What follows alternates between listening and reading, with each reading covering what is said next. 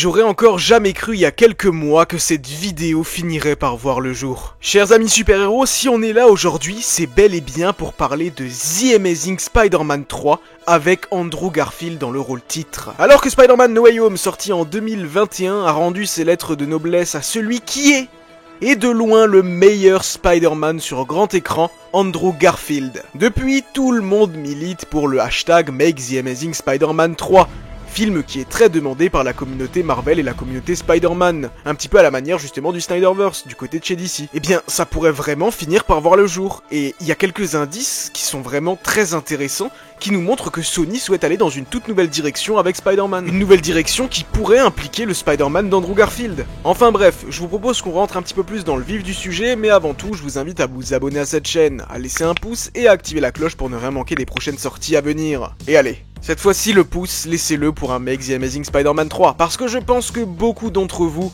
aimerait avoir ce film et aimerait revoir le Spider-Man d'Andrew Garfield. Je sais que beaucoup préfèrent le Spider-Man de Tobey Maguire qui est le Spider-Man originel et ça on ne lui enlèvera jamais. Malgré tout, je trouve que Andrew Garfield est celui qui représente le mieux l'idée que je me fais personnellement en tout cas de l'homme araignée sur grand écran. Et personnellement, The Amazing Spider-Man 2 est mon film Spider-Man, toute catégorie confondue, préféré. Allez, je sais, vous commencez à vous impatienter. Bon, il fait quoi là? Il nous raconte sa vie ou est-ce qu'il va nous parler de The Amazing Spider-Man 3?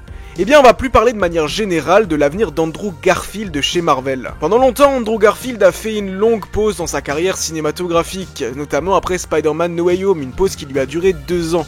Il a fini sa pause, et il l'a lui-même déclaré, il veut faire maintenant plein de choses, il veut jouer dans des films. Il sera bientôt de retour sur grand écran, puisqu'il jouera dans We Live in Time, avec Florence Pugh. Et à l'occasion justement de cette promo, eh bien il lui a été posé la question de savoir s'il aimerait revenir dans le rôle de Spider-Man. Et il a déclaré que, évidemment que oui, s'il y a quelque chose de bon à raconter, et surtout que c'est un personnage qui apporte de la joie. Et il aime ce personnage. De toute façon, Andrew Garfield ne s'en est jamais caché, c'est un fan de Spider-Man de la première heure. Jusque-là, c'est assez léger. Mais on a eu des scoopers qui nous ont déclaré que Andrew Garfield reviendrait pour au minimum 2 projets chez Marvel Studios, très probablement Avengers Doomsday et Avengers Secret Wars.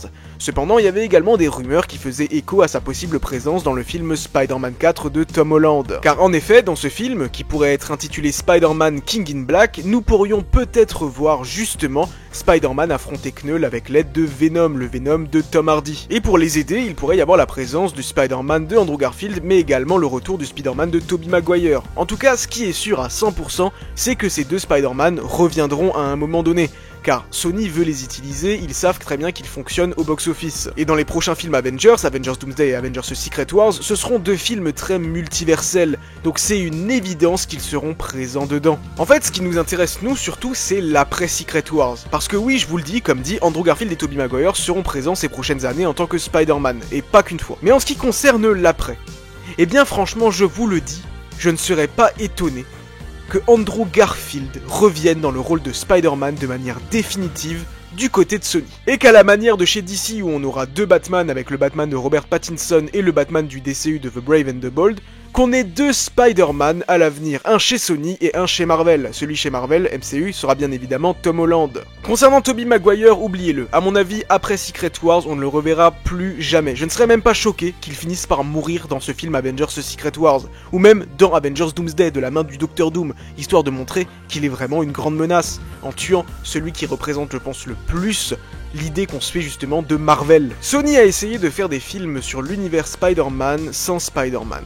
Relativement, ça a été des échecs. À part pour la franchise Venom, qui a vraiment réussi à gagner un public, malgré le fait que, comme dit, les films ne soient pas fous, et que ce ne soit pas vraiment la représentation de Venom qu'on aimerait avoir à l'avenir, les films ont su se trouver un public et ont plutôt bien fonctionné au box-office. Madame Web et Morbius, c'est une toute autre histoire, les 2 films ont été de véritables fiascos au box-office, mais pas qu'au box-office, également en termes de critiques. Maintenant, je suis très curieux de voir ce que Craven arrivera à faire, va-t-il réussir à justement sortir du lot en nous proposant quelque chose d'intéressant et en gagnant un public à la manière de Venom, ou va-t-il se vautrer comme ses 2 autres prédécesseurs, Madame Web et Morbius? Et de tels échecs au box-office, ça a forcément eu des conséquences, des projets ont été annulés, comme par exemple celui de Silk. A noter que chez Sony, on a également une série Spider-Man noir en préparation, mais qui à mon avis n'aura aucune connexion avec justement les films Madame Web, Morbius ou Venom. Mais je pense que Sony veut continuer justement à investir dans l'univers Spider-Man, car c'est un univers qui fonctionne. Cependant, il faut cruellement un Spider-Man, et c'est ce qui manque dans ces films.